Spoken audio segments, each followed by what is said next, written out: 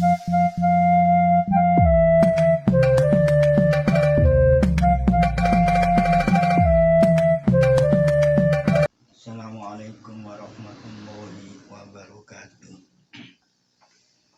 Ya, alhamdulillah, dalam hari ini kita lanjutkan pengajian Arema Mengaji. Maka kita bahas pada hari ini, pada waktu ini akan membahas surat An-Nisa ayat pertama atau ayat 1. Maka saudara Hafid, saya persilakan untuk membacanya. A'udzubillahi minasyaitonirrajim. Bismillahirrahmanirrahim.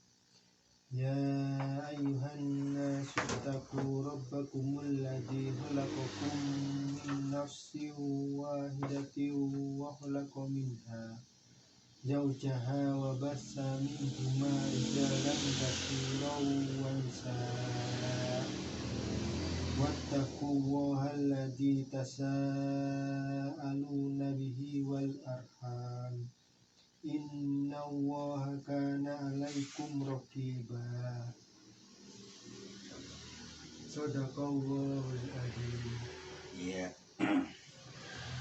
Tadi Mas Hafid baca surat An-Nisa ayat pertama. Saya ulangi. Bismillahirrahmanirrahim. Ya ayyuhan nasu taqu rabbakumul ladzi khalaqakum min nafsin wahidatin wa khalaqa minha zawjaha wa bassa minhuma rijalan katsiran wa nisaa'an wattaqullaha alladzi tasaaluna bihi wal arham. Innallaha kana 'alaikum raqiba. Shadaqallahul adzim. Ya, akan saya jelaskan dan menurut apa yang telah saya ketahui ilmunya dari mengenai surat An-Nisa ayat nomor 1 yang termaktub di tafsir Fathul Qadir yang telah ditulis oleh Al-Imam Syekh As-Syaukani, di mana tadi itu Mas Hafid membaca pada ayat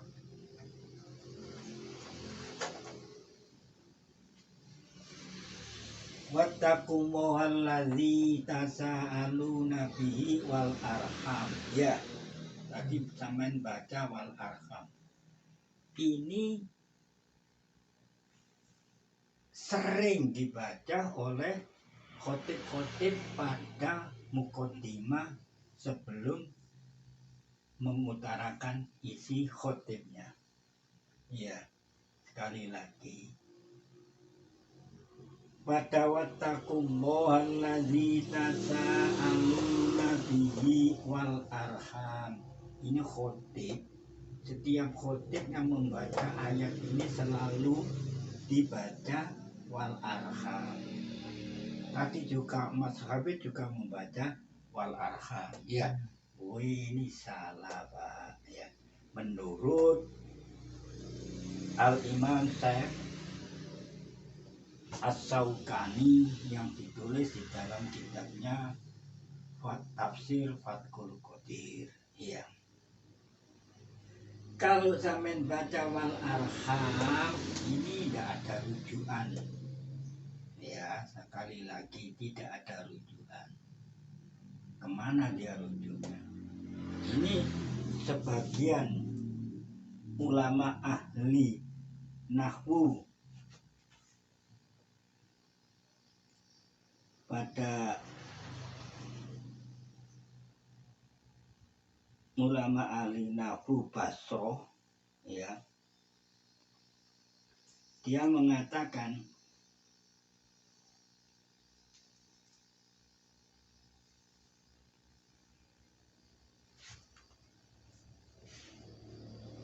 sedangkan bacaan yang asli itu qira'a an-Nakhai wa Qatadah wal A'mas wal Hamzah wal Arhami. Ini salah satu daripada tabi'in ulama, ya, itu antara Nakhai, Qatadah wal A'mas wal Hamzah. Dia membaca wal Arhami. Nah, ya, ingat. Jadi wal Arham ini tidak ada rujukan. Kalau dibaca wal Arhama ada, wal Arhami juga ada. Sedangkan kalau menurut ulama Basroh, ahli nahwu juga ini, ahli lughat dan qiraah. Ulama Basroh, ahli nahwu Basroh itu ya di Arab sana. Bacaan wal arham itu dikatakan hiya lahinun la tajuzul qiraata biha, ya. Jadi bacaannya sukun itu menurut ahli nahwu Basroh itu lahinun, buruk. La tajuzul qiraata, tidak dibolehkan membaca biha dengan sukun itu. Nah, jadi ingat, buruk, ya. Dan adapun Al-Kaufiyu, ya, ini suku Kufah. Nah, jadi juga di Arab sana, di Saudi. Ini Fakolu, mereka tuh mengatakan, ini juga ahli nahwu ini, yang bicara ini, Bang Kufah itu, ya. Iya kiroatun kobihatun, ya. Bacaan sukun itu ya tuh amat buruk, yang salah. Kalau lahinun susah itu salah, kalau ini kobihatun banyak buruk, ya. Jadi tidak ada rujukan.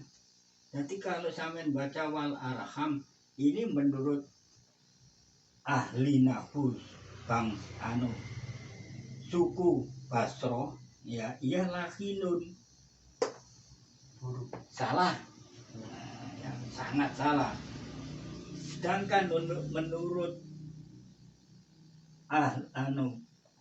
Kufah, penduduk Kufah, dia juga ahli nahwu, dia mengatakan kobihatun, sangat buruk sekali. Iya.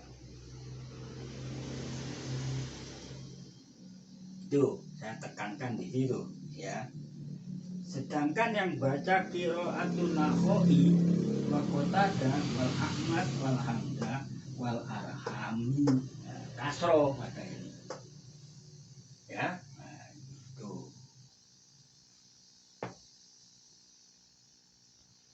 Sedangkan bacaan yang lain dengan nasab, ya, semua yang betul itu ini. Wal arhami juga boleh, wal arhamah boleh juga boleh, ini yang betul. Wal arhamah dibaca nasab, wal arhamah ini atau kepada isim syarif, ya, ini Allah ini. Nah, ini kan nama yang paling mulia loh. Nah, jadi kalau ditulis lengkapnya gini, watakumboha watakul arhama. Nah, ini kalau dia pedoman dibaca arhama, ya, itu. Jadi sering saya dengar itu para khotib, ya, sebelum mengutarakan isi khotibnya, ya, itu sering baca surat ini ditambah surat Ali Imran ayat 100 berapa itu loh, ya, wala tamutunna illa wa antum muslimun. Nah, itu sering, ya. Jadi menurut penduduk Basro ahli nahwu yaitu lahidun salah ya. La tajuzul qiraata biha, nah, jangan tidak dibolehkan baca biha dengan yaitu sukun itu. Dan adapun orang Kufah ya, mereka tuh mengatakan ya qiraatun qabihatun, bacaan arham itu bacaan yang paling buruk. Ini ada suatu riwayat ya, yang ditulis di dalam di kitab tafsir Fathul Qadir itu. Saya baca, Haka Abu Aliyil Farisi annal mubarradu qala lau sholaitu khalfa imami yaqra'u wattaqullaha ladzi tasaaluna bihi wal arhami birker. Ini katanya Al-Farisi ya, Mubarrad itu waktu mengikuti sholat yaitu pada menjadi makmum, dia mengatakan Mubarrad ini kola lau sholat itu, sekiranya saya sholat, setelah sholat ya, khalfa imami, di belakang imam, imamnya itu membaca yaqra'u pada ini ya, semuanya itu terus pada masuk pada ayat wattaqullahalladzi tasaaluna bihi wal arhami. Ini katanya Al-Farisi, Mubarrad itu la akhadtu na'la wa madoitu. Sungguh katanya Mubarrad itu, Mubarrad mengatakan ini, sungguh saya akan mengambil terumpahku ya, wa madoitu, langsung saya waktu.